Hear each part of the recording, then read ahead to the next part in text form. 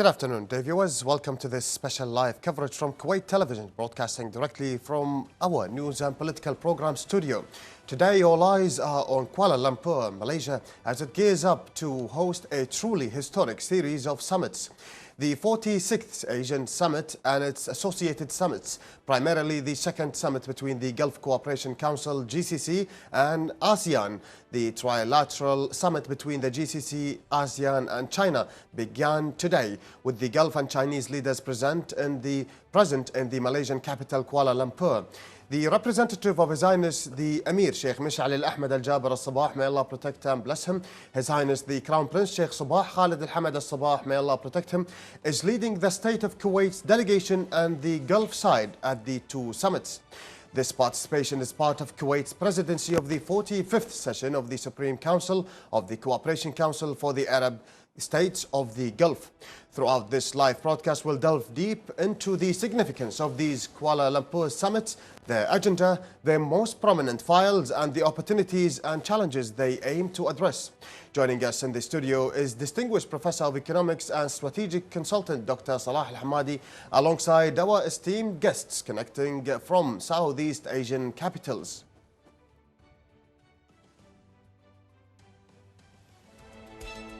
The Malaysian capital Kuala Lumpur is hosting the second ASEAN-GCC Summit and the first ASEAN-GCC-China Summit amid joint desire to enhance cooperation and coordination among the allies and to achieve the common interests.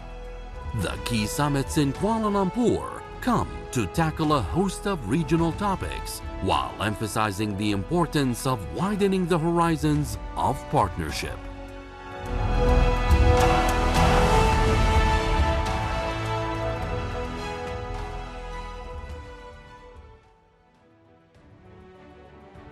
Summit will bring together leaders from the Gulf Cooperation Council and leaders. We have Association Southeast Asian Nations as well as the Kuala Lumpur. The gatherings they aim to bring together. The gatherings aim to strengthen the ties and strategic partnerships and diversify avenues of regional cooperation within an increasingly multipolar global order. Representative of His Highness the Emir Sheikh Mish'al Al-Ahmad Al-Jaber Al-Sabah, may Allah protect and bless him. His Highness the Crown Prince Sheikh Sabah Khalid Al-Hamad Al-Sabah, may Allah protect him, will lead the State of Kuwait delegation and represent the GCC side at the two summits as part of Kuwait's presidency of the 45th session of the GCC Supreme Council. Let's get more details in this report.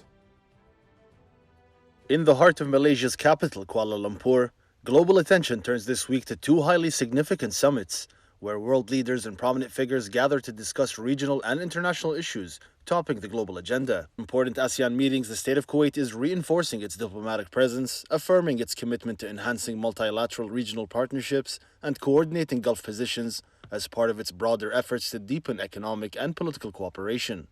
Held amid accelerating geopolitical and economic shifts, these summits carry exceptional significance in both timing and substance.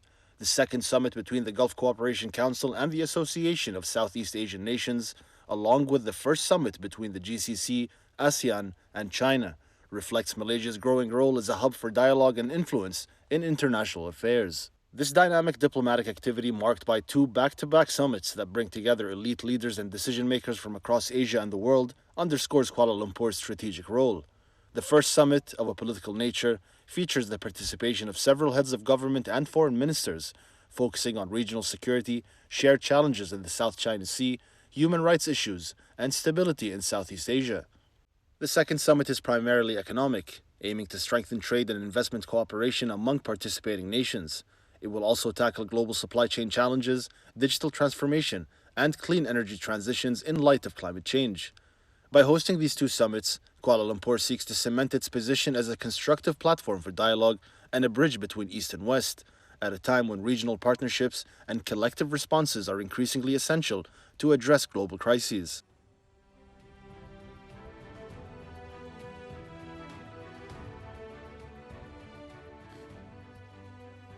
Welcome back, dear viewers. We're delighted to continue our discussion with our distinguished guests in the studio, Professor of Economics and Strategic Consultant Dr. Salah Al-Hamadi, who begins a wealth of insight into these crucial regional and global dynamics.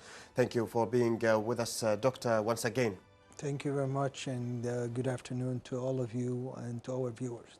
Good afternoon. I guess let's head straight, Doctor, if you could tell us about the vital visit of the State of Kuwait and the representative of His Highness the Emir, His Highness the Crown Prince, Sheikh Sabah Khalid Al-Hamad Al-Sabah, may Allah protect him. And what does it signify to the political and economic side of the State of Kuwait?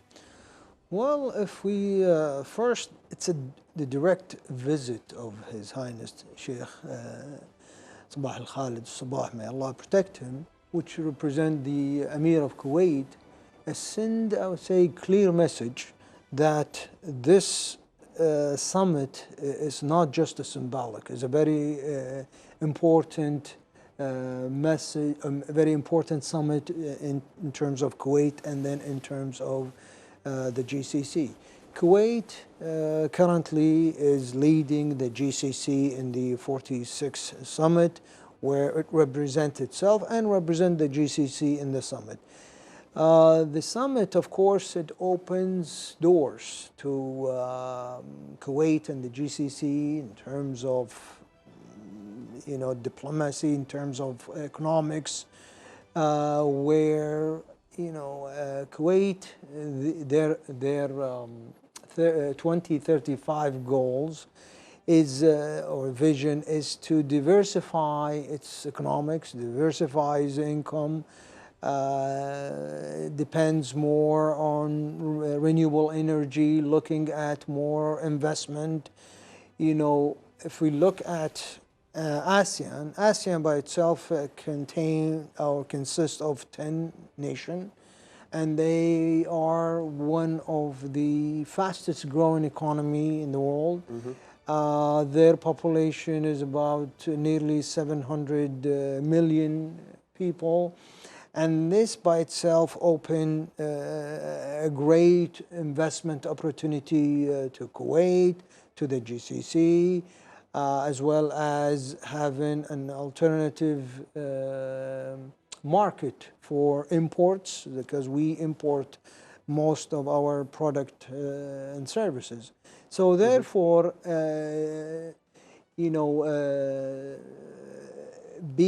sending the Crown Prince will send a clear image that this summit is very important, and making it as that we are serious of having more of looking to diversify our economy. And of course, as this visit comes at this time, what does it mean for the foreign policy of the State of Kuwait? Does it make or signify a strategic shift, for example, or has it always been that way, that the State of Kuwait is open to investments and relations with other countries, as we've already known? Well, in terms of shift, I would call it more of a diversified than shifting, because Kuwait is always have a strategic partnership with the West. Most of the defense, I would say, strategic alliances with the West, finance, investment, most of our investment as well is in the US, UK, and the European Union. But it's always a great, great thought of the Kuwait to expand its economic diversification in terms of, there's in economics, each country has its something they are specialized in. For example, in Kuwait, we have oil, and we are specialized in refinery, in anything petrochemical, anything that deals with oil, and that's what we produce, that's what we export. So the ASEAN themselves, they have certain goods that the Western doesn't have. So expanding the, I would say the circle of the import to Kuwait will give us, because you never know, sometime there will be issues, either economic issue, problem. So what you are saying simply is that would be advantageous in terms of we are going to get specific goods and services from the West, whether be it from the US or other countries, as well as other strategic partnerships, goods and services from Asian countries. Is that Yeah, right? exactly. Like, for example, now the ASEAN, they are very good in renewable energy.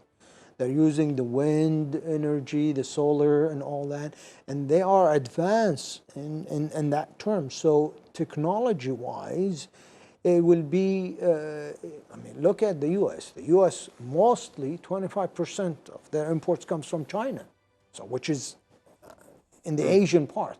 So there's not just as a shift, I would call diversify, strategic, planning into what the consumers want.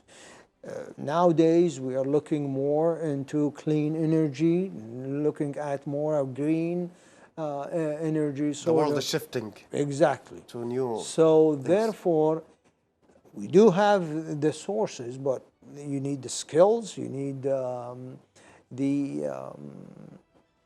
I'll tell you, the technology itself is way advanced in the ASEAN countries, probably than any other place. And they have high-skilled workers as well. Definitely, they have not just,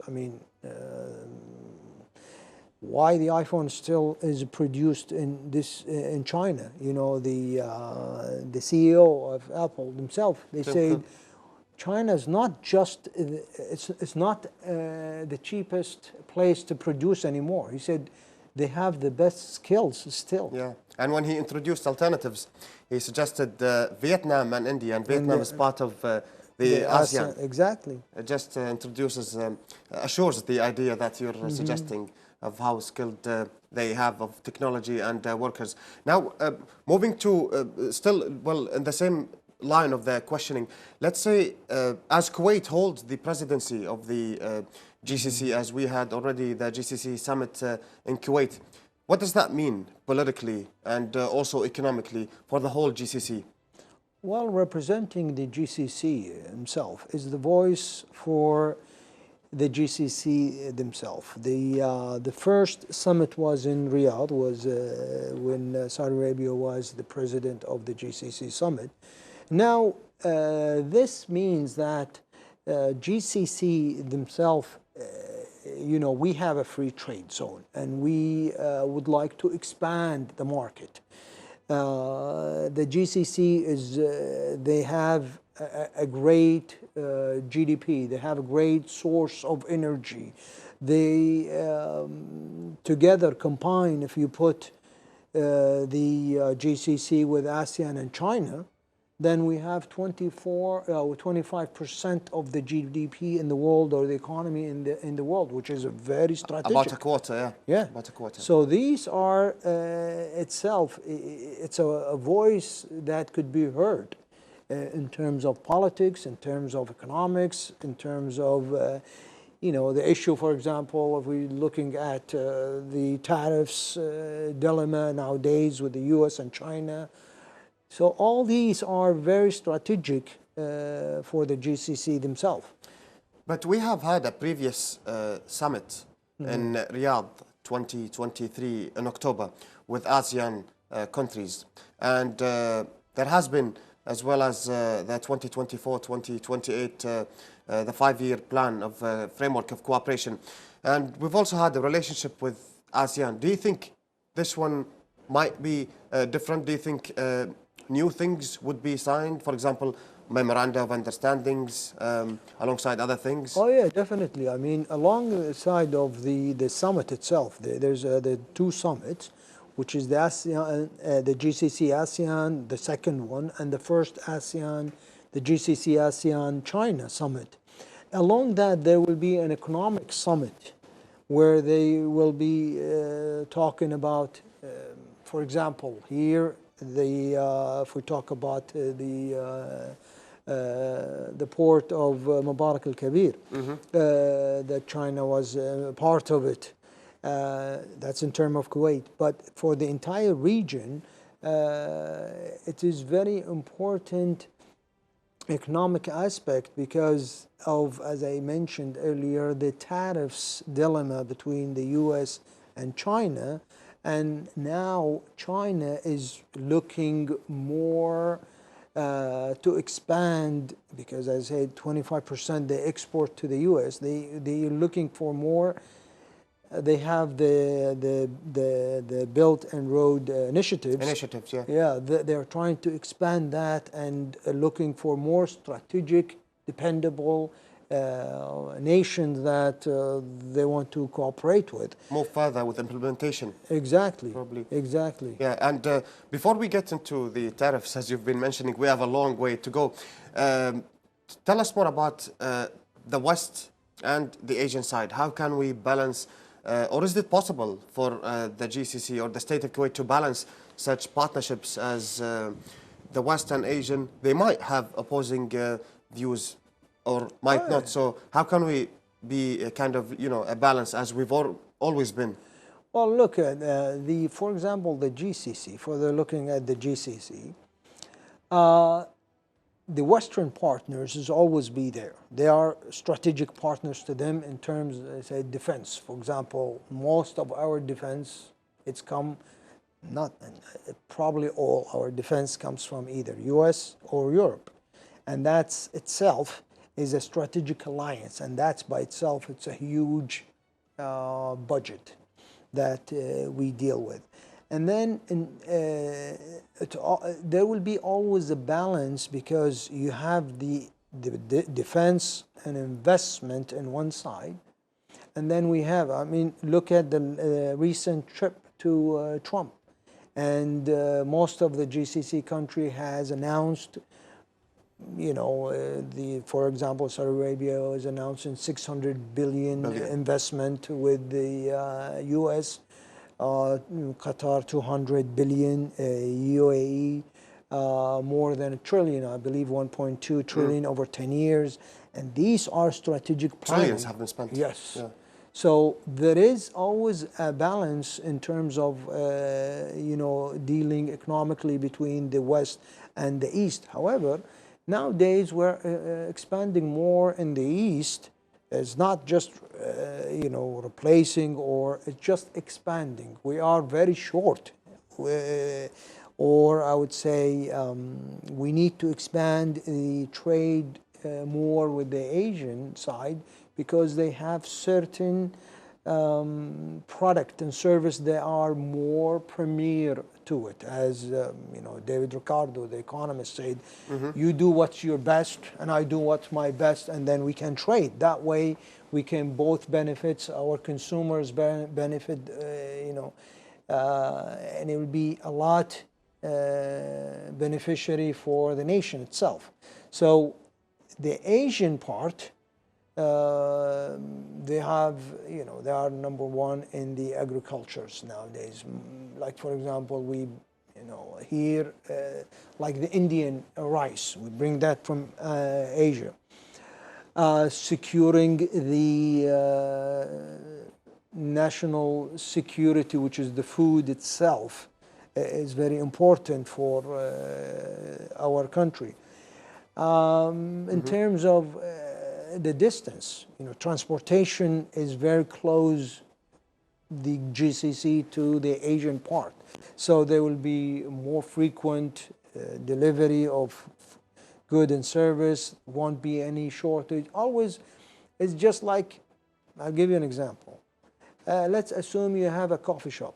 Okay. And if you only depend on one supplier, which is for your beans, for the coffee beans, and that supplier closed down for any reason, whatever reason, it's either they can produce or transportation, then you are forced to close as well.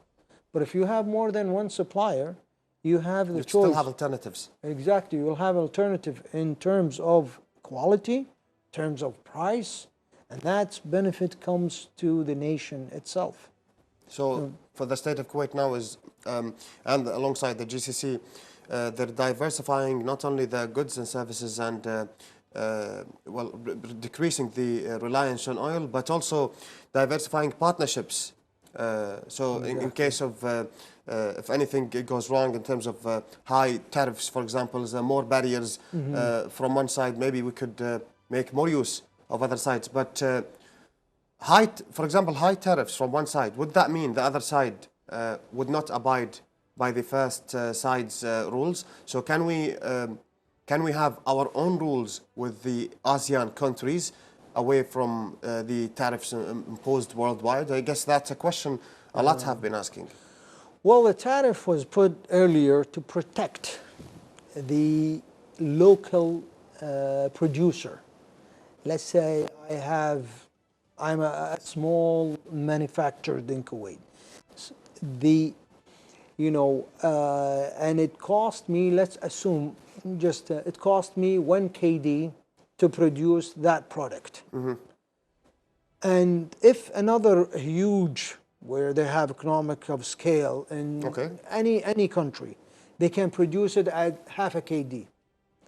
That way, I cannot produce. I'm forced to close down because it cost me 1 KD, where outside, because of economic of scale, it costs them half a KD. So the tariff and the quota was put to protect the local in top of the consumer, of course, because the consumer would benefit of paying cheaper. If I open trade, if I have free trade, then I wouldn't pay more than 1 KD. I would pay a little bit more than half a KD. However, to protect this local production, they put the tariffs and the quota. However, this easily could be, economically, the country can subsidize this local production, and still they can survive the cheaper price. The tariffs itself, one of the main WTO's, the World Trade Organization mission, is to make a free trade.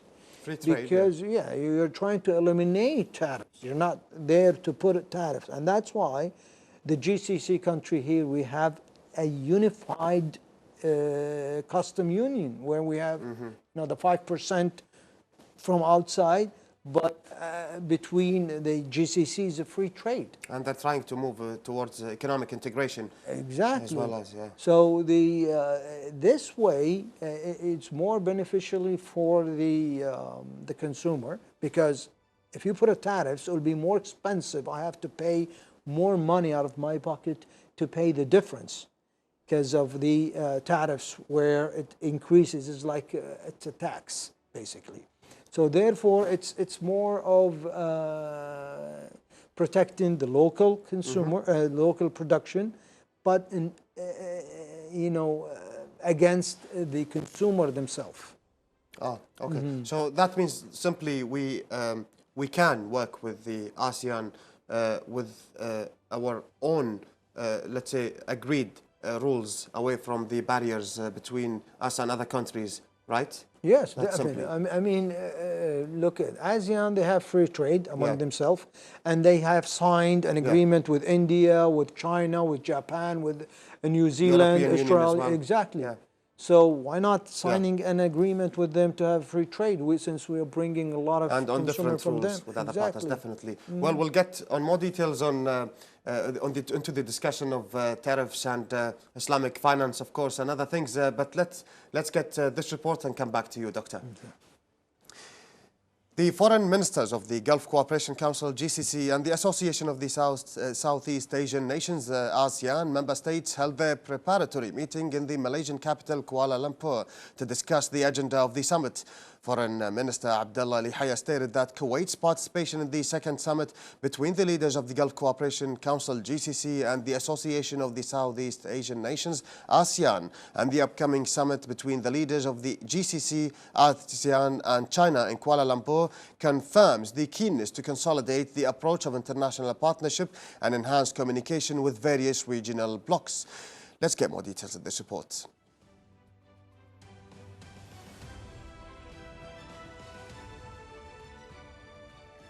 Foreign Minister Abdullah Lihaya, co-chairing the ASEAN-GCC ministerial meeting in Kuala Lumpur, underscored the shared political resolve to forge a comprehensive strategic partnership between the two influential blocs.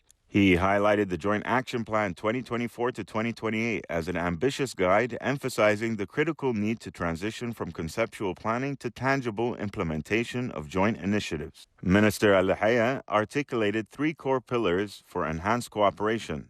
The first centers on bolstering regional and international security and stability through consistent political dialogue, peaceful conflict resolution, and building capabilities in areas like maritime security and counterterrorism. The second axis focuses on expanding economic trade and investment cooperation, aiming to capitalize on the substantial $130 billion trade volume between the two regions, exploring a free trade agreement, and delving deeper into the digital economy, artificial intelligence, and smart supply chains. The third pillar involves strengthening humanitarian, cultural, and social ties, proposing tangible projects in education, health, youth empowerment, and even suggesting a dedicated Gulf ASEAN youth and cultural exchange program.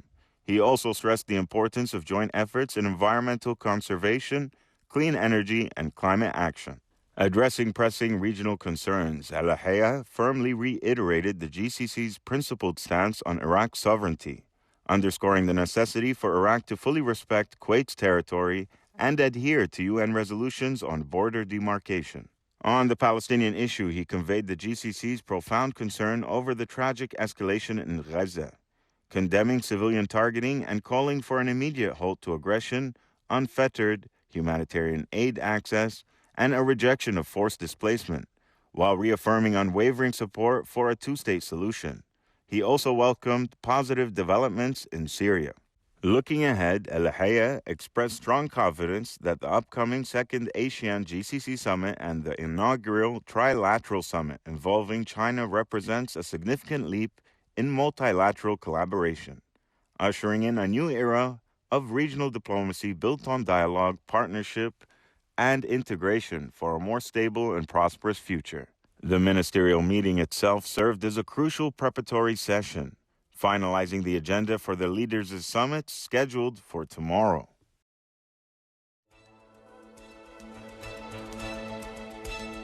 The Malaysian capital Kuala Lumpur is hosting the second ASEAN-GCC Summit and the first ASEAN-GCC-China Summit amid joint desire to enhance cooperation and coordination among the allies and to achieve the common interests.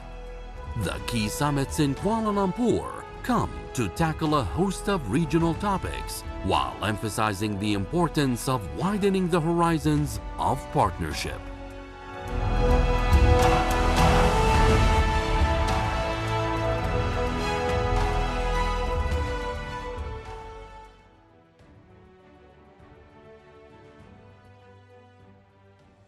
The Malaysian government stated that the ASEAN-GCC and ASEAN-GCC-China summits mark pivotal points in Asian Gulf relations. This is especially true given the increasing importance of the economic and political partnership among the three regional blocs. Malaysia, currently chairing ASEAN, sees the upcoming summits as a strategic opportunity to reshape regional and international cooperation. This is particularly significant as the combined GDP of ASEAN, GCC countries and China approaches about $25 trillion and their combined population exceeds 2 billion. Joining us live from Kuala Lumpur via Zoom is Naila Huda, news anchor and journalist at Astro Awani, focusing on international news, global affairs, politics and Southeast Asia. Thank you yourself for connecting with us, Ms. Huda. Hi, thank you for having me. Assalamu alaikum. Assalamu alaikum. From your vantage point in Kuala Lumpur, what is the atmosphere like on the ground as Malaysia prepares to host these historic summits, particularly the inaugural Asian GCC China gathering? Well, the city is buzzing with talks of trade, global issues, and international cooperation. I was listening to your earlier interview, and you were also talking about trade. So that's all that we're talking about these days. But I would say a lot of this buzz and excitement is mostly among delegations, the organizing committee, the diplomats, the media. But for the rest of the city, the ordinary life goes on, and it's business as usual for them. A lot of the major highways and roads in the city are actually closed today and tomorrow for the summit. The authorities have already informed about these road closures ahead of time, so everyone made preparations. A lot of schools in the city are also closed, students doing online classes. Companies have also allowed their employees to work from home. So for those who still need to go to the city, there's also public transportation. Everyone, I think, initially expected the traffic to be quite bad, for everything to be quite messy, but the road closures were actually quite efficient. They were quite organized and quick. So the authorities have been efficient with the logistics, the early preparation, despite the number of high security delegations coming in, including the Crown Prince of Kuwait. So everything's been quite organized. And now, as the host nation, as Malaysia, what specific priorities is Malaysia bringing to the table for both the ASEAN-GCC and ASEAN-GCC-China summits? Like, there are any particular outcomes Kuala Lumpur hopes to achieve? Well, we'll look at these separately. So first, there's the ASEAN-GCC Summit. The priority would, of course, to be focused on the ASEAN-GCC Framework of Cooperation 2024-2028. So this has already been developed. And this framework covers priority areas like free trade, education, sustainability, cultural digital connectivity, and both blocs, the GCC and ASEAN, are both very key economic blocs. They have trade volume totaling 130.7 billion US dollars, with GCC investments in ASEAN reaching $390.2 million. So economic priorities are, of course, the focus here. And yesterday at the ASEAN-GCC ministerial meeting as well, the Kuwaiti foreign minister, he said that the convening of the second GCC-ASEAN summit has to reflect this shared political will to consolidate a comprehensive strategic partnership that's grounded in mutual respect and common interest. And on this point about this political will, I think Malaysia definitely has the political will. There's been a lot of momentum built on working with other middle powers like the GCC, other blocs, moving away from just the West or just the major economic key players. But Malaysia, as the chair of ASEAN, has a big role to play in uniting all the other member states in trying to strengthen this political will. That's with ASEAN and the GCC. As for the ASEAN-GCC-China Summit, I think Malaysia hopes to outline new strategies in trade, sustainable infrastructure development, digitalization across the region as well. There's a lot of anticipation, as this is the inaugural summit for the ASEAN-GCC-China. With China as ASEAN's largest trading partner, ASEAN now becoming the world's 5th largest economy collectively. The Prime Minister of Malaysia, the office, says that this summit will hopefully open a new chapter in trilateral economic collaboration. So there's a lot of anticipation. But apart from economic and trade priorities, I think Malaysia also hopes to touch on some regional and global issues as well. There's the South China Sea dispute, the humanitarian crises in Gaza and Myanmar, unilateral trade tariffs. Of course, you were just talking about the US tariffs, the trade wars by major powers, challenges of the digital economy and global supply chain resilience. So these are some of the issues. I think especially with the trade war, both of these summits, I think, are a strong signal for market diversification for ASEAN countries. There's been a lot of push to look for economic opportunities in other regions, in other blocs. So for Malaysia specifically, the top priority is definitely to foster collaborations and agreements, especially in trade and investment, at a time when the global economy, supply chains are so uncertain. And away from, let's stay a little bit away from the details and look at it from a general point of view. Like, from an ASEAN's perspective, how significant are these twin summits? What are ASEAN's key collective expectations from engaging both the GCC and China at this high level? Yeah, for sure. Engaging with the GCC and China is a very significant move for ASEAN. It also plays very well into this concept of ASEAN centrality. And this concept basically, it suggests that ASEAN wants to position itself as a key driver in shaping the region, navigating power, competition, fostering regional stability. It's basically saying that ASEAN can manage the region and can take charge of these issues. But I think everyone in ASEAN is also excited about the prospect of developing new partnerships and collaborations with other middle powers, other blocs. So the key collective expectations here, I think, will, like I said, mostly focus on economic discussions, but maybe touching on new areas of growth. As we know, ASEAN is trying to move towards sustainable development, green energy. The theme of ASEAN this year is also sustainability and inclusivity. So I think there's this, I guess, shared aspiration with some GCC countries as well. There's like this growing interest in non-oil business sectors. So perhaps there's more room for collaboration there, moving towards sustainability and green energy and whatnot. But for some ASEAN member states, they might expect to touch on some global issues. Like I said, for Malaysia and other countries like Indonesia as well, the Palestinian issue is very important. So at the senior ministerial meeting with ASEAN-GCC yesterday, the GCC countries reiterated their firm support for the Palestinian people's struggle, their right to establish an independent sovereign state. So I think these would be some of the expectations coming from ASEAN, again, focusing very much on economic trade collaborations, but if there's room for other discussions, they would definitely want to touch on some global issues as well. With the tariff war, I think that's a concern. Yeah, I see. So it's a mixture between of political and economic factors that brought this high-level meeting and brought it about in Malaysia as the host nation. Now, beyond the official agenda, what specific areas of cooperation are Malaysia and ASEAN particularly keen to advance with the GCC, and given especially Kuwait's current presidency of the GCC? And are there any existing initiatives where Kuwait's leadership could provide a new impetus? I think the official agenda, specifically the ASEAN-GCC Framework of Cooperation 2024-2028, has provided enough material, enough discuss, negotiate on cooperation. As I said, this framework already covers a lot of priority areas like free trade, education, sustainability, cultural digital connectivity, and so on.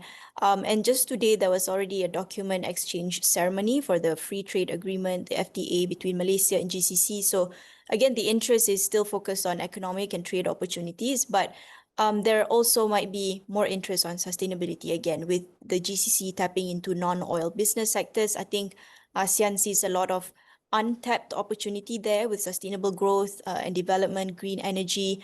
And just today, our Prime Minister, Datuk Sri Anwar Ibrahim, he had about a 20-minute meeting with the Crown Prince of Kuwait on the sidelines of the summit.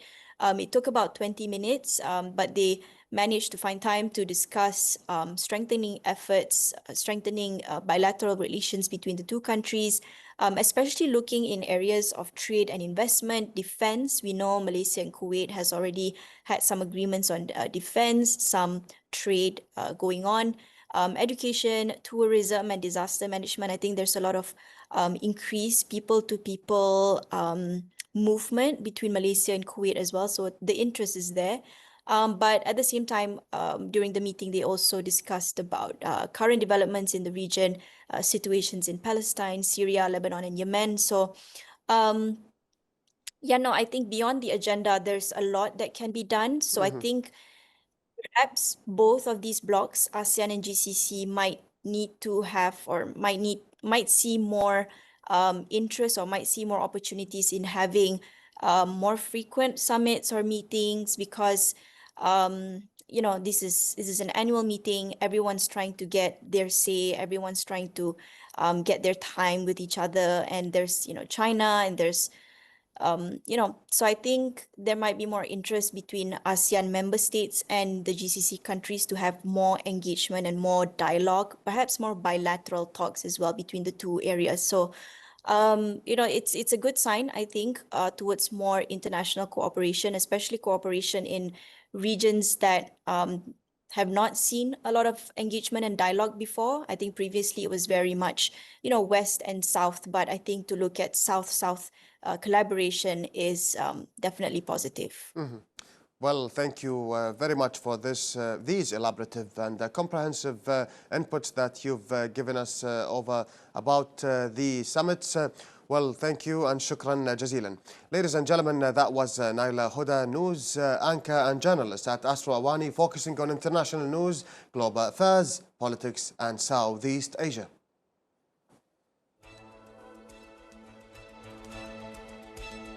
The Malaysian capital Kuala Lumpur is hosting the second ASEAN-GCC Summit and the first ASEAN-GCC-China Summit amid joint desire to enhance cooperation and coordination among the allies and to achieve the common interests.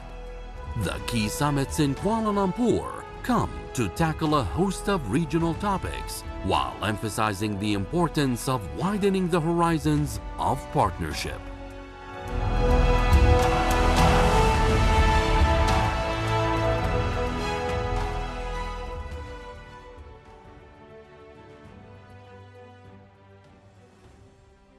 Welcome back, dear viewers, once again to our live special coverage from Kuwait Television Studios at the Ministry of Information. We're delighted to welcome back our distinguished guest, Professor of Economics and Strategic Consultant Dr. Salah Al-Hamadi, for further insightful discussions on the latest developments and updates concerning the second ASEAN-GCC and the historic inaugural ASEAN-GCC-China Summits, all unfolding in the Malaysian capital of Kuala Lumpur.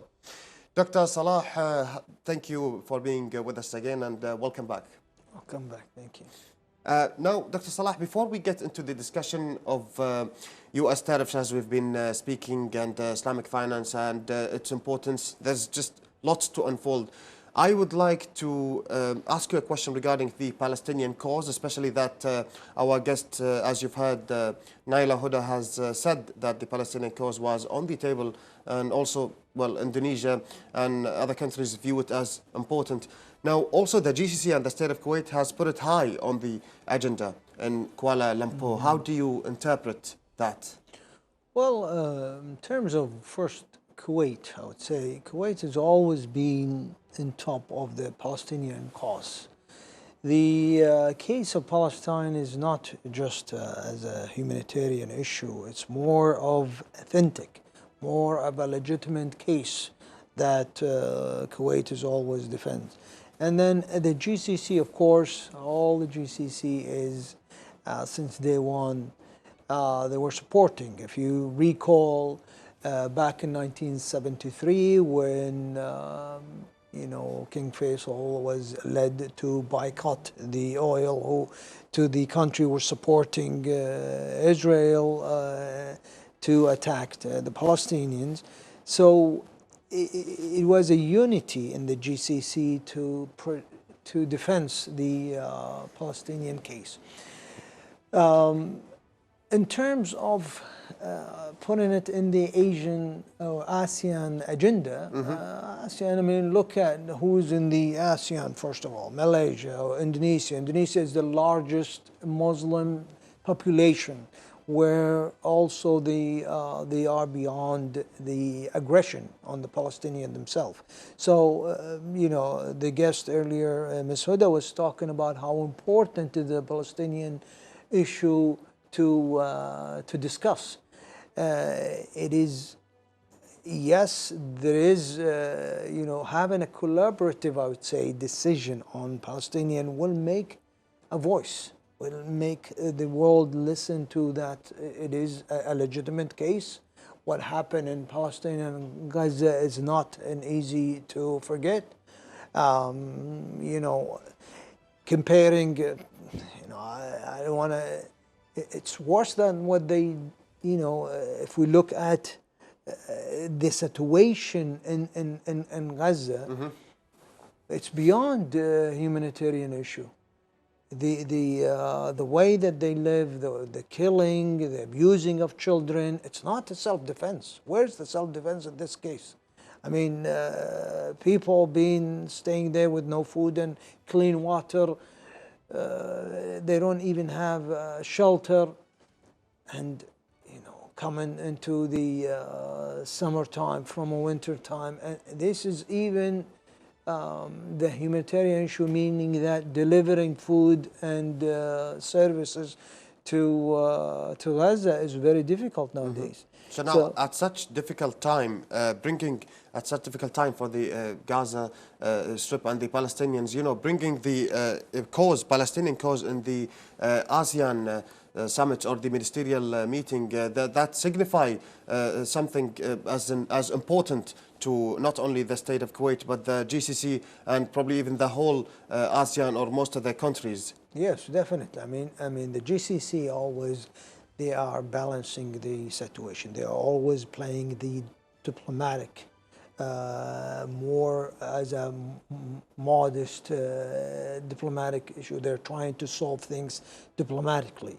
So they say, let's stop the aggression, let's stop the war, and let's deal with it more diplomatically. And since ASEAN is one of the world's largest growing economy, combined together, they are probably the fifth largest economy where their voices also could be heard.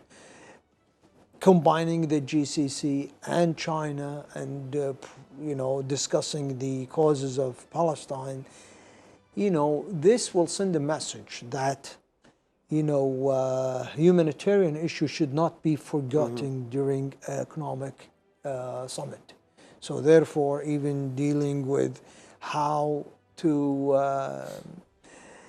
ease your trade, how free trade to benefit both nations.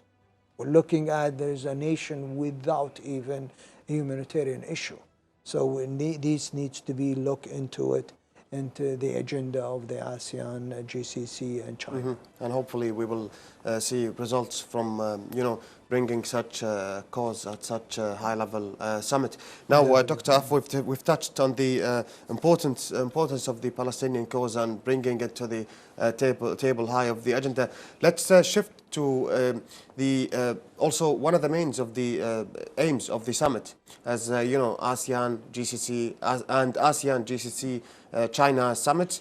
There's going to be lots of cooperation, lots of probably memoranda of understanding are going to be signed, as well as we've been speaking about how the energy could be transported and other things, green energy, and probably supply with other important things. Can we focus a little bit on one of the reasons that brought together such high-level meetings? For example, in light of the US tariffs, ASEAN is probably facing one of the highest tariffs. I mean, from the United States, 10 to 49%. So that's probably delayed until July because of the 90-day pause. But how do you view that? Would you view that as a major pivotal? Vietnam's one of the ASEAN nation is having one of the highest with China. So, as we mentioned, the tariff, it's there. It could be used as a political element or tools to protect a country. So President Trump is trying to, yes, you are, you're benefiting from our market, which is no doubt. Yes, the U.S. consumers consume heavily, and most of the Chinese product goes into the U.S., as well as, the ASEAN themselves. Talking about the trade between the ASEAN and the GCC, there is always specialized consumer products in each nation. So, for example, we export most of our oil. That's what we specialized in, to China. About more than 30% of our crude oil go into China. And we import a lot from China, different consumer. Of course, there's, ASEAN would bring also different consumer, different product and service, including food supply and security. However, making a free trade zone, this again will benefit, first place, the consumer themselves. It will be, I will have more variety than one single items. As I mentioned earlier, if you have one product and I'm forced to have that, will be forced to have it no matter what is the price. Having a free trade, you could have more, trade in terms of green energy, renewable energy, drugs. I'm talking about pharmacy drugs, and having India. If they have free trade with India as well, they are very in pharmaceutical. I'm talking about. These are economics agenda that are discussed on the table, are having more of a product and service to the consumer. Tariffs, as we said, it's not something I wanted. It's tariff, yes, it is an income to the government because it's taxed at the end, but it is only benefiting one sector, which is protecting the production side. And if my production is not there anymore, if I don't have that production, then I'm not protecting anybody. I'm just putting extra money that I have to pay for it. And so free trade, trying to eliminate the tariffs, and as I mentioned, that's one of the World Trade Organization, the WTO, trying to eliminate tariffs or minimize it at least to a certain point.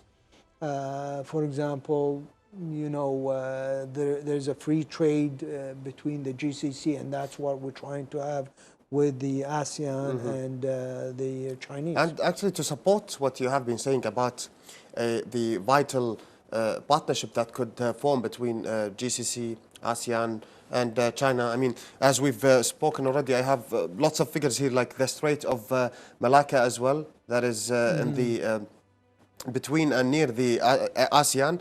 It's a vital global route, and more than 94,000 vessels per year they pass by its waters, and it accounts for over 25% or about 25% of the maritime of the world's traded goods. And as you've said earlier about the ASEAN and the population, they represent about over 690 million people, and of course account for more than 20% of global GDP. That's only the ASEAN we're speaking about, and the importance of the strait that they have.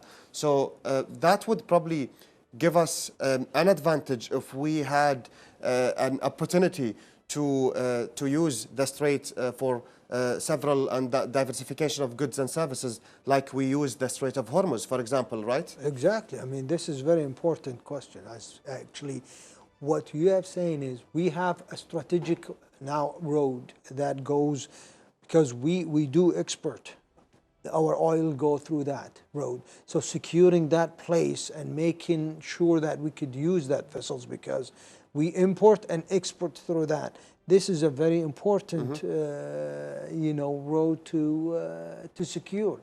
So making a strategic plan, strategic economic amendment, memorandum of understanding with ASEAN and China will secure the delivery of our main income, which is the oil, and imports, what we needs through product and service from that through region. the strait. Exactly. Yeah, through the so to give us more of an advantage instead of just relying on one strait or one partnership. Exactly. I mean, you just mentioned there is a 790 in the ASEAN itself, but if you're talking about including China and the GCC, you're talking about almost 2 billion the population, and that's by itself. It tells you what is the traffic between the two nations. Exactly. So it will give the vessels or the ships a great road, faster road, because nowadays you want things with a high demand in it. Well, Doctor, it's always an interesting discussion with you, but sadly we're running out of time. But I'd like to end it with a final question. In just 2 minutes, what is the importance of Islamic finance in this calculation? I mean, Asian, we are leaders in Islamic finance as GCC, and you are an expert in Islamic finance, as everybody knows. And ASEAN countries A lot of them also employ Islamic finance. So do you think there would be a different method that would be utilized in some sectors? Well, I mean, look at it. The first branch for the KFH was in Malaysia. Yeah.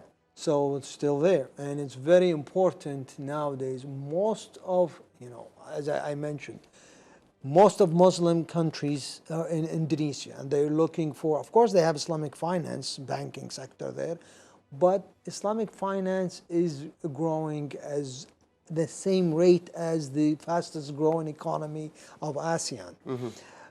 As an alternative finance, of course, it's still, it's not like the conventional finance, but the banking sector is growing. If you look at the Islamic banking asset, it's growing. The need for the tools itself, like nowadays, like say, if you want to buy a house, if you want to buy a car, I want to finance certain things. A lot of people are looking into the Sharia compliant Islamic banking sector that would like to deal, and it's great to have a alternative. Why do I stick only with one model? It will be always great to have different models, and people look at it as would open up new opportunities. Exactly, looking at the sukuk model and attract certain groups of people. Exactly, and in some areas they have more returns, like financial returns, and people, believe it or not, Muslim and non-Muslim, they invest in the Islamic banking sector because of the return. It's not because of just Sharia compliance itself. Exactly. Well, exclusive and diverse insights that you've given us, Dr. Salah Al-Hamadi. Thank you for being with us once again, and we thank you for your insights. Thank you very much, and thank you for having me. Thank you. As we conclude our special coverage of the 46th ASEAN Summit, the second ASEAN-GCC Summit, and the momentous inaugural ASEAN-GCC-China Summit, we look forward to the outcomes of this historic event and its positive impact on the region's economy. Stay tuned for more updates and analysis as we continue to monitor the development of this historic summit. We sincerely hope you found this discussion and reviews with our esteemed guests and correspondents both insightful and engaging. Again, thank you for joining us for this crucial coverage, and goodbye.